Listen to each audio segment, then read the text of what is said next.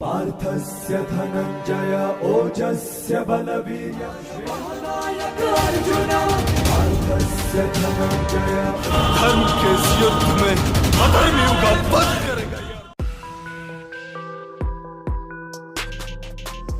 Arjuna telah menerima senjata paling mematikan dari Dewa Siwa yang mampu menghancurkan alam semesta.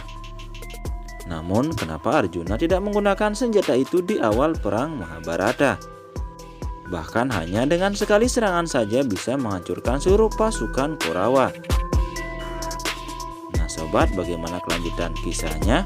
Seperti biasa, sebelum kita lanjutkan, minta sedekah kalian dengan cara tekan tombol subscribe dan klik tombol lonceng agar kalian mendapatkan notifikasi video selanjutnya. Nah sobat, jika sudah tidak usah berlama-lama, langsung saja kita masuk ke ceritanya.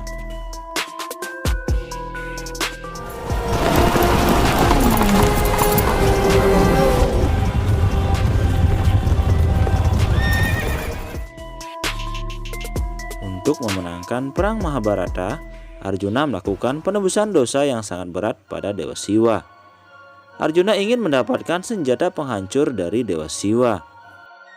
Senjata Dewa Siwa ini sangat mematikan sehingga penggunanya bisa menghancurkan alam semesta.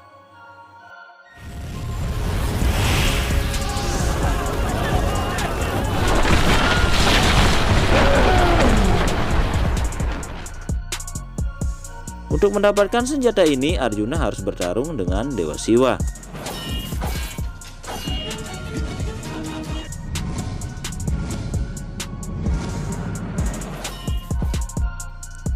Ketika perang Mahabharata dimulai, Arjuna tahu bahwa perang ini bukanlah perang yang kecil. Oleh karena itu, sebelum perang ini dimulai, Arjuna ingin mendapatkan senjata paling mematikan dari Dewa Siwa. Namun untuk mendapatkan senjata ini tidaklah mudah. Arjuna terlebih dahulu menyenangkan Dewa Indra. Untuk menyenangkan Dewa Indra, Arjuna mencapai Gunung Indrakila dan memulai penebusan dosanya. Kemudian Dewa Indra memberitahu Arjuna bahwa Dipi Astra hanya dapat diperoleh dengan menyenangkan hati Dewa Siwa. Setelah Arjuna memulai penebusan dosanya, iblis bernama Muk datang dalam bentuk babi hutan dan mulai menghalangi pertapaan Arjuna. Arjuna berusaha keras untuk mengusirnya, tetapi dia mulai menyerang untuk membunuh Arjuna. Kemudian Arjuna memutuskan untuk membunuh babi itu. Untuk membunuh babi hutan, Arjuna harus menembakkan anak panahnya. Sebelum anak panah Arjuna dilepaskan, tiba-tiba seorang pemburu muncul dan menghentikan Arjuna melepaskan panahnya. Pemburu itu mengatakan bahwa ia memiliki hak atas babi hutan itu. Dia telah menjadikan babi ini sebagai target pertamanya. Hanya dia yang bisa membunuh babi itu.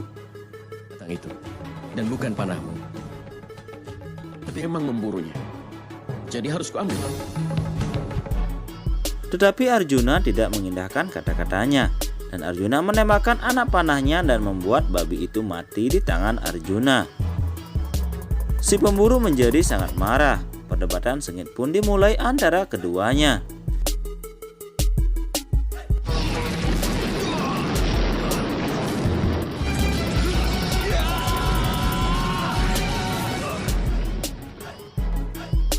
Mereka berdua saling beradu senjata. Pertempuran pun terjadi antara Dewa Siwa dan Arjuna. Arjuna menghujani pemburu itu dengan anak panahnya. Namun tak satu pun anak panah Arjuna mengenai pemburu itu.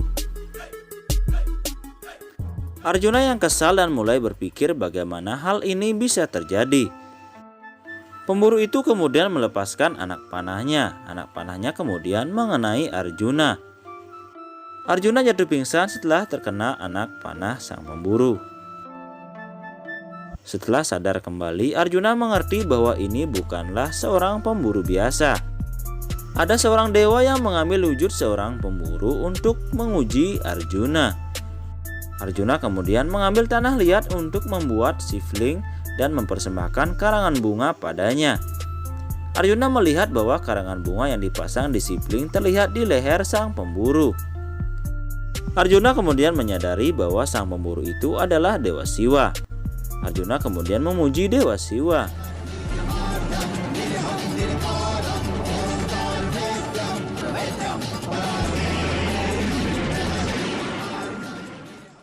Puas dengan pengabdian Arjuna, Dewa Siwa kemudian menganugerahkan Pasupatastra kepada Arjuna. Punya kemampuan untuk jadi sosok yang pantas putranya Kunti. Tidak akan bisa memberikanmu Pasupatastra. Seseorang yang pantas itu. Setelah itu, Arjuna kemudian pergi ke Dewa Indra dan memperoleh senjata ilahi darinya. Dikatakan bahwa senjata yang diberikan oleh Dewa Siwa ini bisa dikendalikan dengan mata, hati, dan kata-kata dari Arjuna. Arjuna tidak menggunakan senjata ini di awal perang Mahabharata. Namun Arjuna menggunakan senjata ini untuk membunuh Raja Jayadrata.